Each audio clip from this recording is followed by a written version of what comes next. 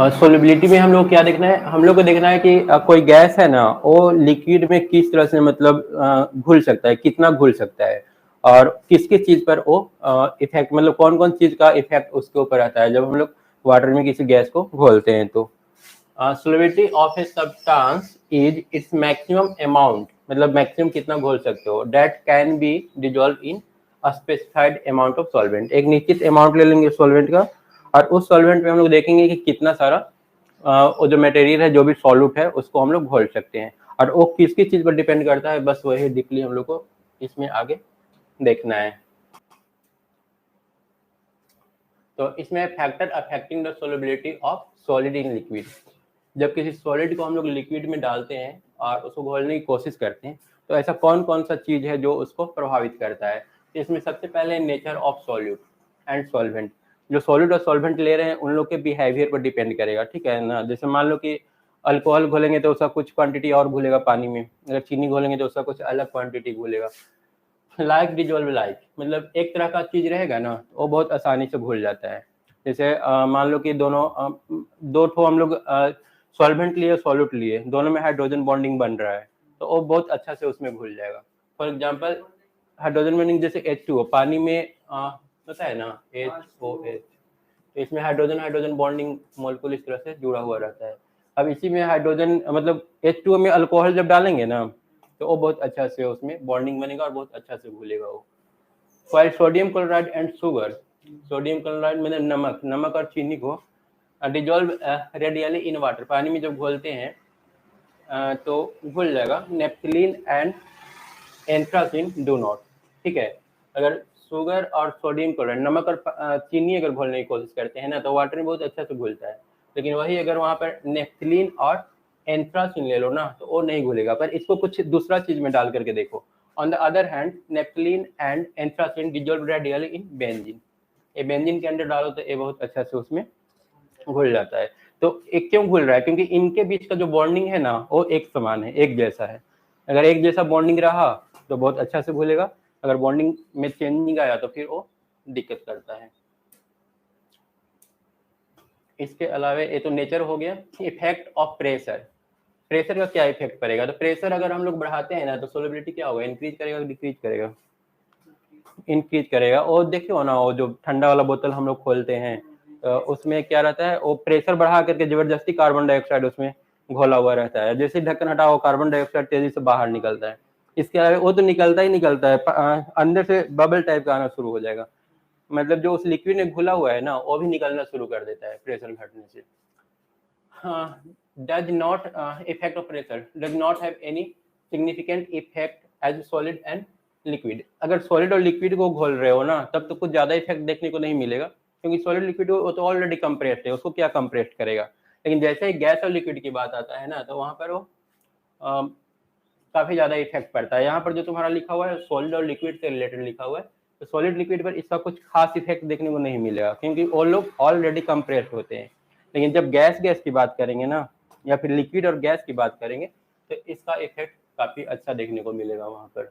Liquid और gas, हाँ liquid और गैस, जैसे पानी में अगर ऑक्सीजन की मात्रा को बढ़ाना है तो हम लोग क्या करेंगे, उसको कंप्रेस कर देंगे, प्रेशर को बढ़ा देंगे तो उसमें और ज़्यादा घुलेगा। और वही मेथड अपना करके आगे हम लोग देखेंगे, हेनरी रूल्स वगैरह पढ़ेंगे। कार्बन डाइऑक्साइड को उसी तरह से उसके अंदर घोला रहता है। या फिर इवन जब गोताखोर लोग समुद्र के अंदर जाते हैं ना तो अंदर जाएंगे तो वहाँ पर क्या होगा, प्रेशर तो काफ़ी ज़्यादा बढ़ जाएगा, पानी का प्रेशर उनके बॉडी पर रहेगा। नहीं, प्रेशर बहुत ज़्यादा बढ़ जाएगा और वो नॉर्मली सांस नहीं ले पाएंगे। ऑक्सीजन भर के भी जाएंगे ना सिलेंडर में तो इतना ज़्यादा प्रेशर रहेगा ना कि ऑक्सीजन मतलब उनके बॉडी में मतलब ब्लड में वो घुलेगा ही नहीं। ऑक्सीजन का काम क्या है, ऑक्सीजन का काम है ब्लड में घुल करके और खाना को सारे पार्ट्स में पहुंचाना, ठीक है। ऑक्सीजन क्या करता है, खाना ले करके और उसके सारे सेल को प्रोवाइड करता है, हर सेल से उसका कनेक्शन रहता है ब्लड का। अब वो नीचे जब जाएगा ना तो प्रेशर पूरा बढ़ जाएगा उसके बॉडी पर। अब ब्लड का सोलिबिलिटी जो है मतलब वो सोलिबिलिटी क्या होगा, बढ़ेगा, तो उतना ऑक्सीजन वो मतलब ले ही नहीं पाएगा, वो मतलब दब जाएगा वो बाहर से। तो उसका उपाय ये किया जाता है कि जो सिलेंडर वो लोग लेकर के जाता है ना उसमें सिर्फ ऑक्सीजन नहीं रहता है, उसमें हीलियम नाइट्रोजन वगैरह डाल देता है साथ में। हीलियम नाइट्रोजन अच्छा खासा मतलब ब्लड में उन लोग का घुल जाता है और तब वो जाकर के एडजस्ट कर पाता है। और वैसे कंडीशन में वो अचानक ऊपर आ गया ना, उन लोगों को बताया हुआ रहता है कि जब ऊपर आना ना तो अचानक से सीधा ऊपर मत आना, धीरे धीरे करके तिरछा मतलब स्लाइड हल्का हल्का करके ऊपर आना। अचानक से ऊपर आ गया ना तो जितना नाइट्रोजन उसके शरीर में ब्लड में घुला हुआ है ना तो तेजी से बबल होकर के बाहर निकलेगा, तो ऐसे में पूरा पेन होगा उसके बॉडी को। तो ये उन लोगों को बताया रहता है। तो यहाँ पर हम लोग को थोड़ा सा और ऐड करना चाहिए था कि लिक्विड का मतलब लिक्विड और गैस का क्या इफेक्ट पड़ता है और गैस गैस का क्या इफेक्ट पड़ता है, पर यहाँ पर सिर्फ सॉलिड और लिक्विड छूट गया है लिख करके, ठीक है ना। तो ठीक है, इतना हम लोग याद रखेंगे, लेकिन जब बात आएगा लिक्विड और गैस का तो हम लोग वहाँ पर यही लिखेंगे कि अगर लिक्विड और गैस है तो प्रेशर बढ़ाने से सोलिबिलिटी बढ़ेगा, गैस गैस है तो भी प्रेशर बढ़ाने से सोलिबिलिटी क्या होगा, इंक्रीज कर जाएगा। तो उसके बाद factor affecting the solubility of solid in liquid. अब अगर सॉलिड को हम लोग लिक्विड के अंदर डाल रहे हैं, जैसे चीनी को डालने वाले हैं ना, चीनी और नमक को, तो क्या क्या चीज है, किसके टेम्परेचर का उस पर क्या इफेक्ट पड़ेगा, है ना। Factor affecting the solubility of A solid in liquid. अगर सॉलिड और लिक्विड को घोलेंगे ना तो कौन कौन सा ऐसा फैक्टर है जो उसको प्रभावित करता है। सबसे पहले है टेम्परेचर। टेम्परेचर कैसे इफेक्ट करेगा, देखो टेम्परेचर में वो हम लोग स्टार्टिंग में एक केस पढ़े थे, उसमें क्या था, पहले था सॉल्वेंट, सॉल्वेंट मान लो यहाँ पर लिए ए और ए के बीच में बॉन्ड था, है ना। और जब हम लोग चीनी इसमें डाल करके घोल दिए थे, जब सॉल्यूशन बन गया था तो यहाँ पर बॉन्डिंग आया था ए और बी का, है ना। अब यहाँ पर दो केस हो सकता है, या तो हीट रिलीज होता है या फिर हीट हम लोग को देना पड़ता है। कब कौन सा केस आएगा, मान लो कि ए वीक, ए जो है ना ए स्ट्रॉन्ग है, तो इसको तोड़ने के लिए कितना देना पड़ेगा, मान लो 10 जूल देना पड़ेगा। ए वाला वीक है, इसको जुटने के लिए जब ये जुटेगा तो कितना इसमें से ए तो 10 जूल हम लोग दिए ना, ये 5 जूल रिलीज करेगा, है ना। तो टोटल ओवरऑल मिला करके हमको 5 जूल इसको देना पड़ रहा है ना। ए वाला वीक हो गया, वो वीक हो गया, तो जब ए डाले ना तो इसमें से ये 5 जूल हम लोग क्या कर रहे हैं, 5 जूल हम लोग को ओवरऑल देना पड़ा ना, तो ये रिएक्शन क्या हो गया, इंडोथर्मिक। यहाँ पर डेल एच क्या होगा, डेल एच निगेटिव की पॉजिटिव, जब निकलता है तो निगेटिव, जब देते हैं तो पॉजिटिव, मतलब डेल एच यहाँ पर पॉजिटिव। कंडीशन किस चीज का आ गया, इंडोथर्मिक का। तो यहाँ पर इंडोथर्मिक देखो तो कौन सा अपोजिट है, ए वाला है ना। इस केस में लिखा है कि अगर इंडोथर्मिक रहा ना तो सोलिबिलिटी इंक्रीज करेगा विथ राइजिंग टेम्परेचर। अगर इंडोथर्मिक प्रोसेस है ना तो इंडोथर्मिक कहने का मतलब अगर हीट ओ हीट जिसको हमको दे रहे हैं, देने मतलब हीट देना पड़ रहा है घुलने के लिए, तो उस केस में अगर टेम्परेचर जितना बढ़ाते जाओगे ना उसका सोलिबिलिटी उतना इंक्रीज करता चला जाएगा। और उसके अपोजिट अगर एक्सोथर्मिक रहा ना, निगेटिव रहा, अगर हीट बाहर निकल रहा है ओवरऑल, तो उसको तुम गर्म करोगे तो वो बाहर निकलना चाहता है हीट, और तुम जबरदस्ती उसको और हीट दे रहे हो, तो ऐसे में वो बिल्कुल भी नहीं घुलेगा, solubility decreases with rising temperature. ये दो कंसेप्ट था टेम्परेचर का, समझ में आ गया। वो हम लोग का डिपेंड करेगा, मतलब सोलिबिलिटी किस चीज पर डिपेंड करेगा, वो इंडोथर्मिक है या फिर एक्सोथर्मिक है, प्रॉपर्टी के ऊपर डिपेंड करेगा, मतलब जो सॉल्यूशन बना है वो किस टाइप का बना है, सॉल्यूशन इंडोथर्मिक है या एक्सोथर्मिक है ना। अगर ये वाला कंडीशन रहा तो फिर वैसे में डिक्रीज कर जाएगा टेम्परेचर बढ़ाने से। इसको थोड़ा अच्छे से नोट कर लेना घर पर समझ करके, ये वाला इंपॉर्टेंट पार्ट है। उसके बाद आ गया हेनरी लॉ। हेनरी लॉ भी वही बताता है कि कितना मतलब सॉल्यूट जो है ना घुलेगा, किस चीज पर डिपेंड करता है वो।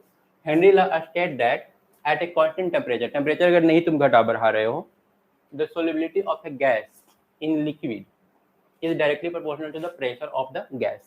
ठीक है, मतलब कि यहाँ पर लिक्विड है और यहाँ पर गैस है, यहाँ पर भी गैस है।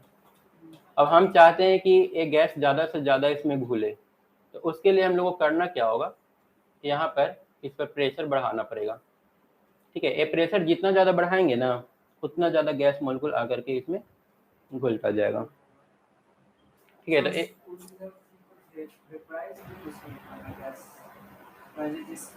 हाँ वेपर होगा, लेकिन गर्म तो नहीं कर रहे हैं, वेपर होगा, लेकिन उसके बाद भी वेपर को तुम कांस्टेंट मान लो, ये मत मानो कि वेपर उसका इंक्रीज या डिक्रीज कर रहा है। अगर यहाँ पर प्रेशर बढ़ा रहे हो तो वेपर को तो हम लोग कांस्टेंट मान कर चले, वेपर तो तब होगा ना जब हम लोग टेम्परेचर घटाएंगे या बढ़ाएंगे।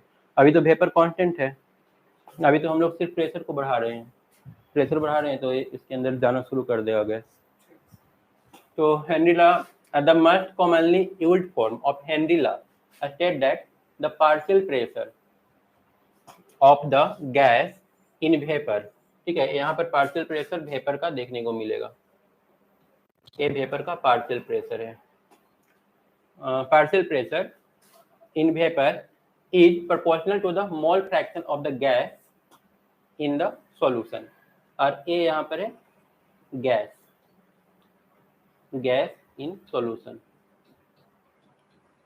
ये बोल रहे हैं ना कि ये प्रेशर जो होगा ना, पार्शियल प्रेशर, इस प्रेशर के बारे में बोल रहे हैं कि ये प्रेशर उतना ही ज्यादा होगा ना जितना number of mole fraction gas का पानी के अंदर रहेगा, क्योंकि ज्यादा गैस रहेगा तो ऑब्वियसली घुलना नहीं चाहेगा, घुलना नहीं चाहेगा तो यहाँ पर प्रेशर बढ़ेगा, और अगर ये घुल जाता है आसानी से तो फिर प्रेशर कम हो जाएगा। ये समझो, एक बार फिर से समझो इसको। देखो गैस है, गैस का कुछ मात्रा जो है ना वो ऊपर में है, गैस का कुछ मात्रा हम लोग का यहाँ पर है। अब कुछ मात्रा है गैस का, मतलब आधा घुला हुआ है, आधा घुला हुआ नहीं है, आधा पानी में है, ठीक है। अब इनके अनुसार इसका मात्रा जितना ज्यादा पानी में बढ़ेगा ना, अब गैस का मात्रा तुम बढ़ा दो, गैस का मात्रा बढ़ाओगे ना तो ये वाला जो प्रेशर है ना वो इंक्रीज करना शुरू हो जाएगा। जितना ज्यादा गैस इसमें जितना ज्यादा तुम मतलब वेपर का मोलकुल डालोगे, गैस का मोलकुल जितना ज्यादा डालोगे उतना ज्यादा यहाँ पर प्रेशर क्या होगा, इंक्रीज करना शुरू कर देगा। जितना कम रहेगा उतना यहाँ पर प्रेशर कम रहेगा, क्योंकि वो तो जाके फिर घुल जाएगा पानी में। नहीं, यहाँ पर जो बताया है, यहाँ पर देखो, यहाँ पर जो हम लोग को लेना है ना, एक गैसियस मोलकुल है, गैसियस मोलकुल का कुछ पार्ट पानी में है, कुछ पार्ट एयर में है, हमको यहाँ का प्रेशर मेजर करना है, ठीक है। ये बता रहे हैं कि अगर पानी में पहले से कम मोलकुल घुला हुआ रहेगा तो प्रेशर कम हो जाएगा। कम क्यों हो जाएगा, क्योंकि उसका बहुत सारा पार्टिकल जाकर पानी में घुल जाएगा। अगर यहाँ पर घुला हुआ पार्टिकल ऑलरेडी बहुत ज्यादा है, या फिर जितना ज्यादा इसका पार्टिकल येलो वाला जितना ज्यादा बढ़ेगा ना उतना ज्यादा यहाँ पर प्रेशर इंक्रीज होगा, वो ये बता रहे हैं। समझ में आया? अगर येलो वाला पार्ट कम रहेगा पानी में तो ये प्रेशर अपने आप कम हो जाएगा, क्योंकि बहुत सारा पार्टिकल अभी जाकर पानी में घुल जाएगा। लेकिन अगर ये ऑलरेडी बहुत ज्यादा है ना तो फिर ये प्रेशर बढ़ जाएगा। इसमें जितना ज्यादा फिर डालते जाओगे ना नीचे से, फिर और बढ़ाओ इसको और घोलने की कोशिश करो, तो जितना ज्यादा ये पार्टिकल जितना ज्यादा बढ़ेगा ना उतना ज्यादा फिर प्रेशर यहाँ पर बढ़ता रहेगा वो, ठीक है ना। यहाँ पर देख लो, the partial pressure of the gas in vapour, यहाँ पर वेपर यूज किया है, partial pressure of gas in vapour, ये वेपर में है, is proportional to mole fraction of gas in liquid, ये सॉल्यूशन में यूज किया है। ये वाला जो है मोल फ्रैक्शन है सॉल्यूशन में है, सॉल्यूशन में जितना ज्यादा येलो पार्टिकल रहेगा प्रेशर यहाँ पर उतना ज्यादा बढ़ने वाला है, और उन्होंने ये बताया। हेयर के द हेनरी लॉ कांस्टेंट, के क्या कहलाता है, हेनरी लॉ कांस्टेंट कहलाता है। अब यहाँ से देखो तो अगर हम लोग के सिर्फ निकालना चाहेंगे तो पी वाई हेनरी कांस्टेंट है, एक तो बता रहे हैं हेनरी कांस्टेंट, ये हर लिक्विड का अलग अलग होगा, हर गैस का अलग अलग होगा, जितना तरह का गैस, वो तुम्हारा एक्सपेरिमेंटल वैल्यू होता है। एक बार नेट पर सर्च करोगे ना हेनरी कांस्टेंट तो 50 तरह के चीज का क्वेश्चन में तो दिया हुआ रहेगा, क्वेश्चन में दिया हुआ रहेगा। और अगर ऐसे Henry constant different different gas का, जैसे कैसे मोलिकुलर वेट, सब नंबर ऑफ एटॉमिक नंबर कैसे सबका दिया हुआ रहता है, बस वैसे ही हर गैस का मिल जाएगा तुमको। कार्बन डाइऑक्साइड का कुछ और होता है, ऑक्सीजन का कुछ और होता है। हेनरी प्रेशर कार्बन डाइऑक्साइड और इसमें किसका ज्यादा होगा, हेनरी कार्बन डाइऑक्साइड, और KH ले लो ऑक्सीजन का, तो ऑक्सीजन का कम होता है। हेनरी कांस्टेंट जो ऑक्सीजन का होगा ना वो कम होगा, कार्बन डाइऑक्साइड का ज्यादा होता है। एक्चुअली हेनरी कांस्टेंट जिसका जितना कम होगा ना पानी में वो उतना ज्यादा घुलता है। अब ऑक्सीजन का कम है इसलिए ऑक्सीजन ज्यादा आसानी से पानी में घुल जाता है, कार्बन डाइऑक्साइड जल्दी नहीं घुलेगा, उसके लिए तुमको प्रेशर बढ़ाना पड़ेगा। तो यहाँ पे देखो P/X हम लोग का जो हो रहा है वो आ रहा है क्या, KH, ठीक है ना। अब X क्या है, X है गैस का मोल फ्रैक्शन इन सॉल्यूशन, ठीक है। तो एक क्या बता रहा है कि मोल फ्रैक्शन जितना ज्यादा रहेगा ना KH उतना कम होगा, या फिर KH जितना कम होगा मोल फ्रैक्शन उतना ज्यादा होगा। अब ऑक्सीजन का KH कम है तो इसका मोल फ्रैक्शन ऑक्सीजन का ज्यादा हम लोग को पानी में मिल जाता है, आसानी से पानी में घुल जाता है। KH हम लोग को सिंपली ये बताता है कि ये पानी में कितना ज्यादा घुलनशील है, जितना कम रहेगा KH हम लोग बोलेंगे कि उतना ज्यादा ये सॉल्युबल होगा। अब यहाँ पर कैरेक्टरिस्टिक दे दिया है केएच का। केएच के बारे में कुछ और डिटेल्स है। KH is function of the nature of the gas. देखो एक गैस के नेचर पर डिपेंड करता है, कैसा जैसा गैस रहेगा वैसा उसका केएच होगा। Higher the value of KH, KH का वैल्यू ज्यादा होगा तो सोलबिलिटी क्या होगा, कम होगा ना। The lower is the solubility. जैसे कार्बन डाइऑक्साइड का केएच का वैल्यू ज्यादा है तो उसका सोलबिलिटी कम मिलेगा। KH value increases with increase of temperature indicating that, मतलब टेम्परेचर अगर बढ़ाएंगे ना तो केएच वैल्यू क्या हो जाएगा, इंक्रीज कर जाएगा। और केएच वैल्यू इंक्रीज करने का मतलब है सोलबिलिटी का डिक्रीज कर जाना ना। Decrease the solubility of gases increases, क्या लिखा है, the KH value increases with increase in temperature. Temperature बढ़ाएंगे तो केएच वैल्यू इंक्रीज करेगा, indicating that the solubility of gases increases with decrease in temperature. सही लिखा है ना। टेम्परेचर देखो, टेम्परेचर अगर बढ़ा रहे हैं केएच वैल्यू बढ़ेगा, सोलबिलिटी घट जाएगा। टेम्परेचर अगर घटाएंगे केएच वैल्यू घटेगा, सोलबिलिटी बढ़ जाएगा। तो ये चीज लिखा है कि अगर डिक्रीज करेगा ना टेम्परेचर तो सोलबिलिटी क्या हो जाएगा, इंक्रीज कर जाएगा। तो ये 3 प्रॉपर्टी है केएच का, ये 3 बस नहीं ठीक लिखा है।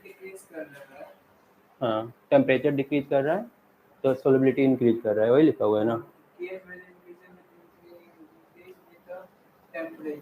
हाँ ये यहाँ तक खत्म हो गया। इंडिकेटिंग दैट, ठीक है, इंडिकेटिंग दैट वो इंडिकेट कर रहा है कि सोलबिलिटी जो है इंक्रीज करेगा विथ डिक्रीज इन, लेकिन अगर इसको इंक्रीज लिखोगे तो फिर ये वाला डिक्रीज हो जाएगा। हाँ इसको तुम ऐसे लिख सकते हो, KH value increase with increase of temperature indicating that solubility decreases. यहाँ पर तुम डिक्रीजेज लिख सकते हो, और अगर यहाँ डिक्रीजेज लिखोगे ना तो फिर यहाँ पर इंक्रीजेज लिख देना, एक ही बात होगा। यहाँ नीचे में बात बदला हुआ है इसलिए वैसे उल्टा रिवर्स लिख दिया गया है नीचे में। गलत वो भी नहीं है, वो भी सही लिखा हुआ है, 2 वर्ड को एक ही में मिक्स किया हुआ है। हाँ तो 3 प्रॉपर्टी इसका याद रखेंगे, एक खत्म हो गया ना। Application of Henry law. अब हेनरी लॉ का देखो एप्लीकेशन कहाँ कहाँ पर देखने को मिलता है। फर्स्ट है in the production of carbonated beverage. Carbonated beverage मतलब थम्स अप वगैरह, सॉफ्ट ड्रिंक वगैरह जो होता है उसमें लोग क्या करता है, हम लोग पढ़े कि अगर प्रेशर बढ़ाएंगे तो सोलबिलिटी बढ़ेगा, तो उसमें वो लोग क्या करते हैं, कार्बन डाइऑक्साइड डाल करके और प्रेशर को काफ़ी ज़्यादा हाई कर देते हैं। और कार्बन डाइऑक्साइड जा करके उस सॉफ्ट ड्रिंक में मिल जाता है। जब उसको हम लोग खोलते हैं प्रेशर डिक्रीज होता है, प्रेशर डिक्रीज होता है तो बबल बन करके वो जो गैस अंदर घुला हुआ है वो बाहर निकल जाता है, ऊपर आ जाता है। सेकेंड है इन deep sea diving. Deep sea diving में भी वो लोग यूज करता है। डीप सी डाइविंग में क्या कैसे यूज करता है, वो लोग अंदर जाने के लिए उन लोगों को हेनरी रूल से पता चल गया कि अंदर जाएंगे तो प्रेशर हमारे बॉडी का बढ़ेगा, प्रेशर बॉडी का बढ़ेगा तो ऑक्सीजन ठीक से हमारे ब्लड में रन नहीं कर पाएगा। तो अंदर के प्रेशर को बढ़ाने के लिए, तभी ना ऊपर वाला के साथ बैलेंस कर पाएंगे, बढ़ाने के लिए वो लोग ऑक्सीजन वाला सिलेंडर में कुछ और नाइट्रोजन और हीलियम वगैरह डाल देते हैं। उससे क्या होता है, वो बॉडी में चला जाता है और अंदर और बाहर के जो प्रेशर है ना उसको बैलेंस लगता है, तब उसको हम लोग ठीक से सांस ले पाते हैं। और साथ में जब वो लोग ऊपर आते हैं ना तो इसमें भी ध्यान रखते हैं वो लोग, ऊपर जाएंगे तो प्रेशर घटने वाला है तो अचानक से वो सारा नाइट्रोजन निकलेगा, तो वो लोग तिरछा करके मतलब डायरेक्ट ऊपर ना करके पानी में ऐसे करके पानी में ऊपर आएंगे। फॉर क्लाइंबर्स और पीपुल हाई अल्टीट्यूड पर भी ये लोग सिलेंडर लेकर के जाएंगे तो वहां पर इस चीज का ध्यान रखेंगे क्योंकि ऊपर में प्रेशर घटने वाला है ना। एप्लीकेशन इसका हो गया। उसके बाद अब हम लोग का एक नया टॉपिक आ गया सोलबिलिटी। तो आसान है, सोलबिलिटी में कुछ खास है नहीं, है ना, इजी था उसमें सारा कुछ। अब उसके बाद कोलिगेटिव प्रॉपर्टी। कोलिगेटिव प्रॉपर्टी में 3-4 चीज पर इसका इफेक्ट पड़ता है। कोलिगेटिव प्रॉपर्टी होता है ना कि जैसे देखो हम लोग पीछे पढ़ चुके हैं ना कि जब हम लोग किसी चीज को डालते हैं पानी में, जैसे मान लो कि NaCl डालते हैं, जब हम लोग NaCl डालते हैं किसी चीज में तो हम लोग मान करके चलते हैं ना कि 1 मोल NaCl डाले हैं, यहाँ पर सॉल्वेंट होगा 1 मोल हम NaCl ऐड किए, हम लोग ये मान कर चलते हैं कि 1 मोल गया तो 1 मोल ऐसे आकर के बीच बीच में जमा हो जाएगा और इसके वेपर प्रेशर को कम करेगा। पर एक्चुअल में ऐसा होता नहीं है। NaCl जो है ना पानी में जा करके 2 पार्ट में टूट जाता है, Na+Cl-।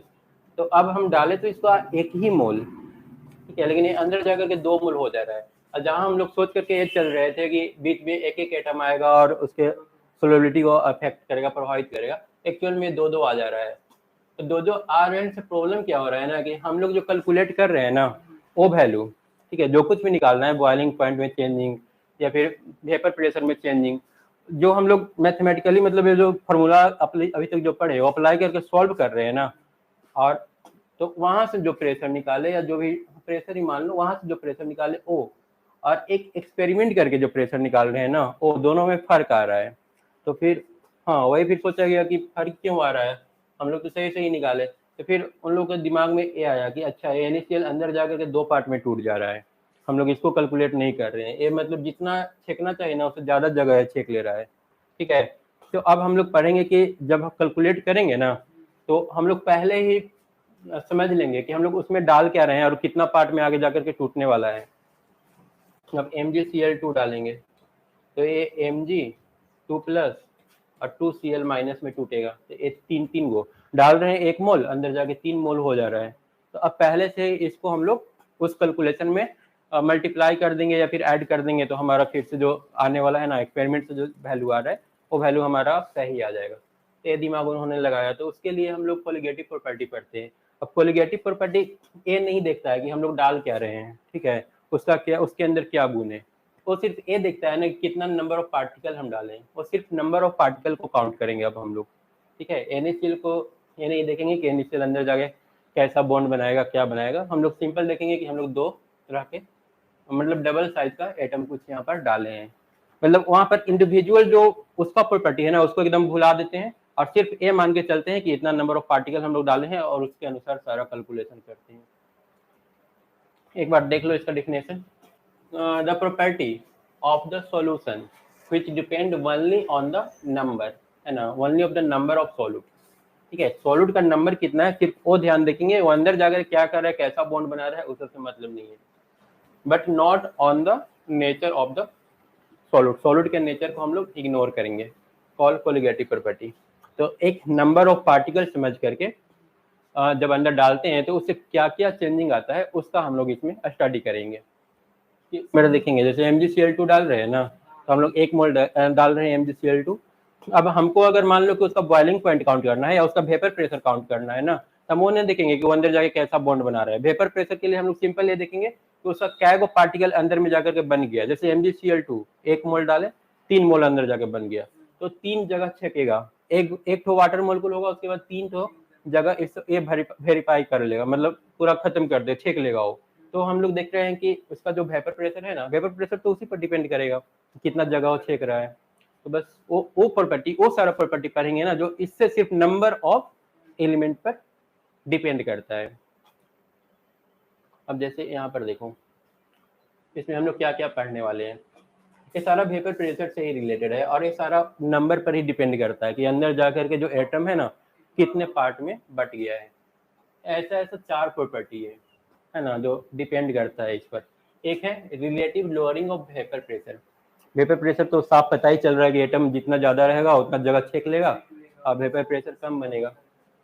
और इस वेपर प्रेशर के कम या ज्यादा होने से इफेक्ट पड़ता है उसके बॉइलिंग पॉइंट पर और उसके फ्रीजिंग पॉइंट पर, है ना। बॉइलिंग पॉइंट एक्चुअल में है क्या, देखो बॉइलिंग पॉइंट पानी अगर सिंपल रख दो ना तो ऊपर नहीं उछलेगा वो। क्यों नहीं उछलेगा, क्योंकि एटमॉस्फेयर का जो प्रेशर है ना वो पानी के प्रेशर से ज्यादा है, वो उसको दबा करके रखे हुए हैं।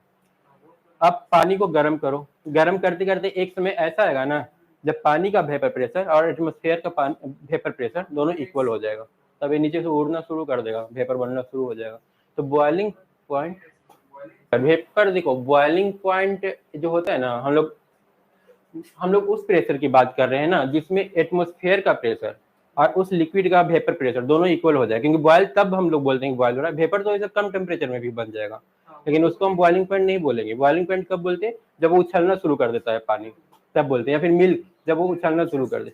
और उछलता कब है, उछलता तब है ना जब नीचे का प्रेशर एटमॉस्फेरिक प्रेशर के या तो बराबर हो जाता है या फिर ज्यादा हो जाता है। ज्यादा होगा तो ऊपर वाला को रिपेल कर देगा, नहीं तो ऊपर वाला उसको दबा करके रखता है।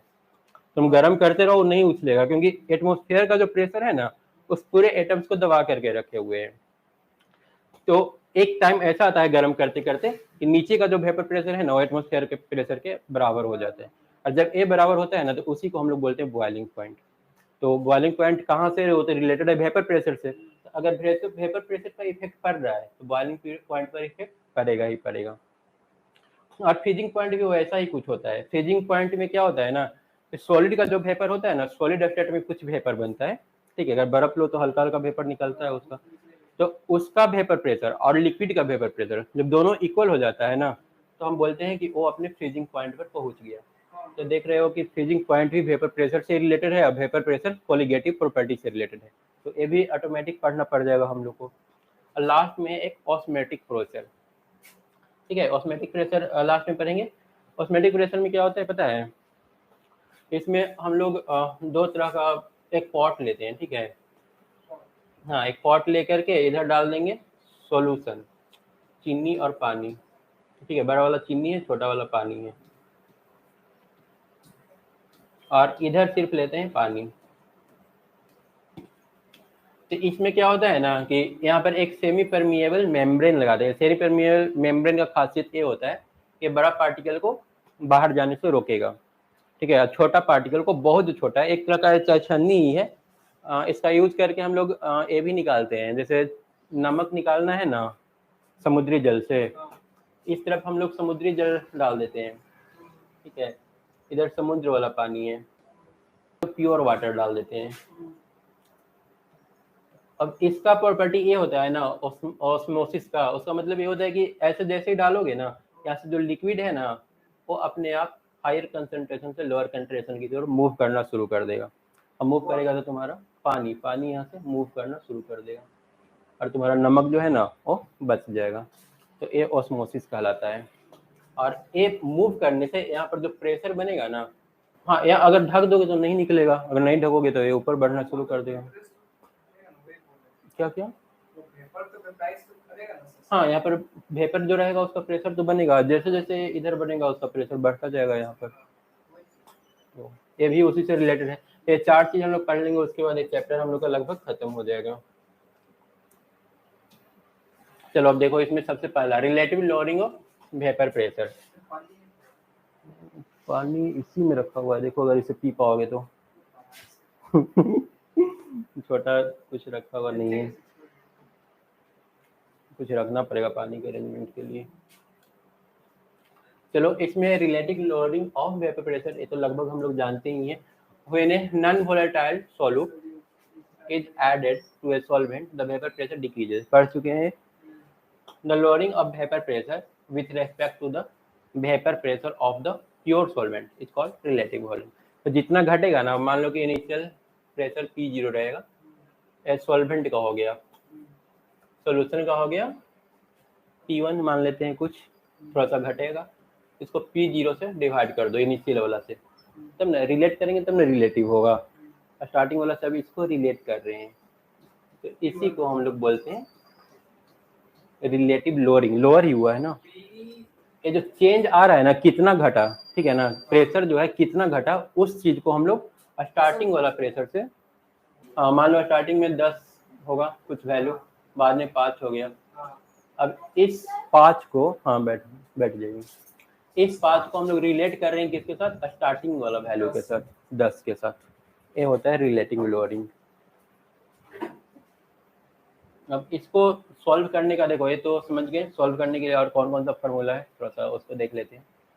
तो डेल पी आएगा P1 नॉट माइनस P1, ये तो सही है, और P1 को हम लोग P1 not into X1 mole fraction है ना, उससे मल्टीप्लाई कर देते थे। अब यहाँ पर P1 नॉट कॉमन ले लो तो 1 मिनट, ये दोनों कॉमन नहीं होगा, ये बोल रहा है इनिशियल सॉल्यूशन का प्रेशर, ये हमारा जो है ना सॉल्वेंट का, और ये है सॉल्यूशन का, ठीक है ना, P1 नॉट और ए सॉल्यूशन का हो गया, एक मोल फ्रैक्शन ऑफ सॉल्वेंट उसके प्रोपोर्शनल होता था ना, तो P1 इंटू X1 कर दिया। अब ये वाला दोनों में से कॉमन हो गया, ये आ गया 1 माइनस X1, मतलब कि हमको अगर मोल फ्रैक्शन पता रहेगा सॉल्वेंट का, तो 1 माइनस इतना करके और इनिशियल प्रेशर से मल्टीप्लाई करके हम लोग सिर्फ लोअरिंग निकालेंगे, अभी रिलेटिव लोअरिंग नहीं हुआ है। रिलेटिव तो तब होगा ना जब इसको डिवाइड करेंगे P1 नॉट से। ये सिर्फ कितना कम हुआ वो निकला है ना, lowering in vapour pressure. Relative lowering हो सकता है नेक्स्ट पेज में होगा, यहाँ पर हुआ ए रिलेटिव हुआ, यहाँ पर रिलेट कर रहे हैं ना, यहाँ पर रिलेट कर रहे हैं डेल पी। अब तुम चाहो तो 1 माइनस x1 जो था, 1 माइनस x1 को x2 से रिप्लेस कर सकते हैं, x1 प्लस x2 1 होता है ना, तो रिप्लेस किया तो आ गया x2 इज इक्वल टू इतना, तो इसको हम लोग P1 इंटू x2 मतलब 1 माइनस x1 को x2 से रिप्लेस कर दिए। अभी भी ये सिर्फ चेंज इन प्रेशर है, अब उस चेंज इन प्रेशर को रिलेट कर दिए इनिशियल प्रेशर से, सॉल्वेंट का जो प्रेशर था, तो अब ये रिलेटिव प्रेशर हो गया है, ये हो गया relative lowering in vapour pressure, जो कि P1 नॉट माइनस P1 बटा इतना, जो कि x2 के बराबर आ रहा है, क्योंकि P1 नॉट से डिवाइड करोगे ना इसको तो ये तो कैंसिल हो जाएगा P1 नेट। हाँ, तो सिर्फ x2, ये सिर्फ मोल फ्रैक्शन पर डिपेंड कर रहा है, किसका, सॉल्यूट के मोल फ्रैक्शन पर। हाँ, सॉल्यूट का अगर मोल फ्रैक्शन निकालना चाहते हो तो N2 बटा N1 वैसे ही होता था ना, जैसे हम लोग वाटर का और NaCl वगैरह का निकाले थे। तो यहाँ पर अगर हमको निकालना है X2 का तो N2 ऊपर रखना पड़ेगा, N2 बटा N1 प्लस N2। और अगर हम लोग ये मान के चले कि सॉल्यूट बहुत कम है, सॉल्यूट तो जनरली कम ही रहता है ना, सॉल्यूट N2 हमारा सॉल्यूट है ना, N2 हमारा सॉल्यूट है, N1 है सॉल्वेंट, ठीक है। अब सॉल्यूट हमारा जनरली बहुत कम होता है, नमक या चीनी जो भी डाल रहे हैं बहुत थोड़ा सा डाल रहे हैं, तो ए N2 के मुकाबले ए वाला क्या होगा, बहुत छोटा होगा। तो N2 के साथ अगर उसको जोड़ेंगे ना, अब 1000 में 1 जोड़ेंगे तो लगभग वो 1000 है, तो हाँ ए वाला बहुत कम था ना, इसलिए इसको हम लोग इग्नोर करके N1 लिख दिए। देखो कम जब रहता है ना, एक बहुत बड़ा और एक बहुत छोटा रहता है ना, जैसे मान लो कि 1000 है या 10,000 है और एक 0.1 है, तो इसको कब इग्नोर करना है कब इग्नोर नहीं करना है। अगर डिवीजन और मल्टीप्लिकेशन रहा ना, डिवीजन या फिर मल्टीप्लिकेशन में इसको इग्नोर नहीं करते हैं, क्योंकि हैवी इफेक्ट आने वाला है मल्टीप्लाई करोगे तो या डिवाइड करोगे तो। लेकिन जब एडिशन और सब्ट्रैक्शन रहता है ना, तो इसको इग्नोर कर देते हैं। अब यहाँ पर देखो N2 ऊपर में भी है नीचे में भी है, लेकिन ऊपर वाला जो है ना वो डिवीजन में है, तो N2 को हम लोग इग्नोर नहीं कर सकते हैं। नीचे वाला एडिशन था ना, इस नीचे वाला से N2 हम लोग हटा दिए हैं, तो अब आ गया N2 बटा N1। अब N2 बटा N1 क्या है, N2 नंबर मोल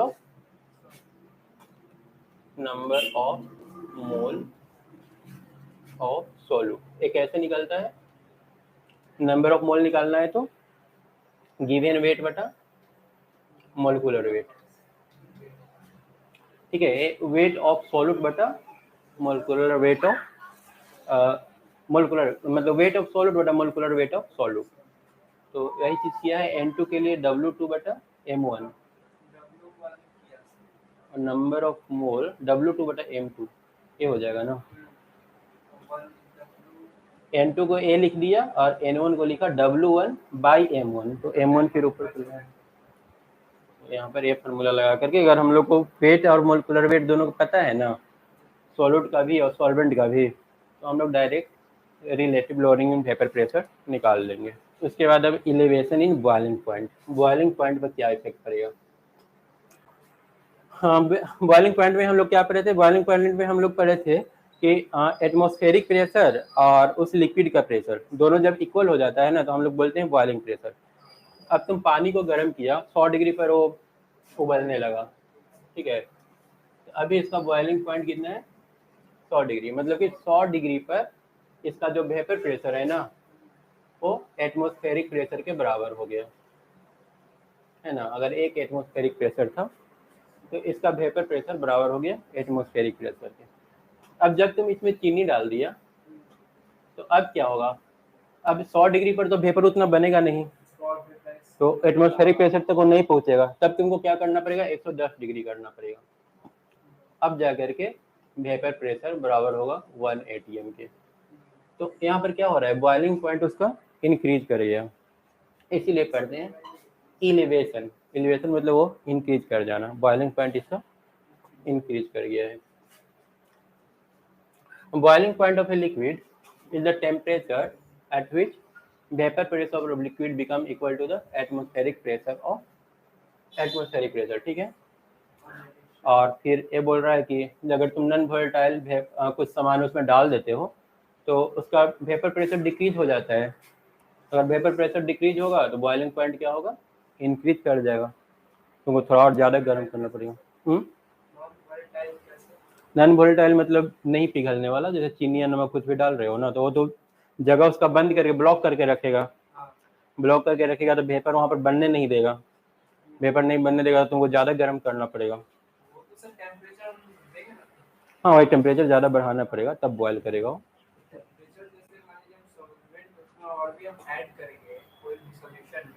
हाँ उसमें मान लो कि तुम ऐड कर दिया नमक, हाँ वही तो टेम्परेचर ही तो बढ़ाना पड़ेगा। वही तो ये बोल रहा है कि अगर तुम ऐसा नॉन वोलेटाइल कोई चीज़ डाल दिए हो ना तो तुमको टेम्परेचर बढ़ाना पड़ेगा। Vapour pressure of the solvent decrease, अभी जो वेपर प्रेशर है वो डिक्रीज कर गया है नॉन वोलेटाइल चीज डालने से। तो अब तुमको क्या करना होगा कि बॉयल करने के लिए रिक्वायर्ड जो टेम्परेचर था ना उसको बढ़ाना पड़ेगा, हाई करना पड़ेगा, तब बॉयल होगा वो। So there will be rise in the boiling point. इस तरह से बॉइलिंग पॉइंट क्या होता है, इंक्रीज कर जाता है। इंक्रीज इन बॉइलिंग पॉइंट, अगर टीबी मान लो कि नया बॉइलिंग पॉइंट हो गया, या फिर डेल टीबी मतलब इंक्रीज इन बॉइलिंग पॉइंट, तो ये तुम्हारा हो गया टीबी। हाँ टीबी हो गया सॉल्यूशन का ना, सॉल्यूशन का बढ़ गया है, और टीबी नॉट हो गया सॉल्वेंट का, सिर्फ पानी का, और नमक प्लस पानी, ठीक है। यहाँ पर लिख दिया है टीबी क्या है और टीबी नॉट क्या है, और इसको हम लोग क्या बोलते हैं, एलिवेशन इन बॉइलिंग पॉइंट।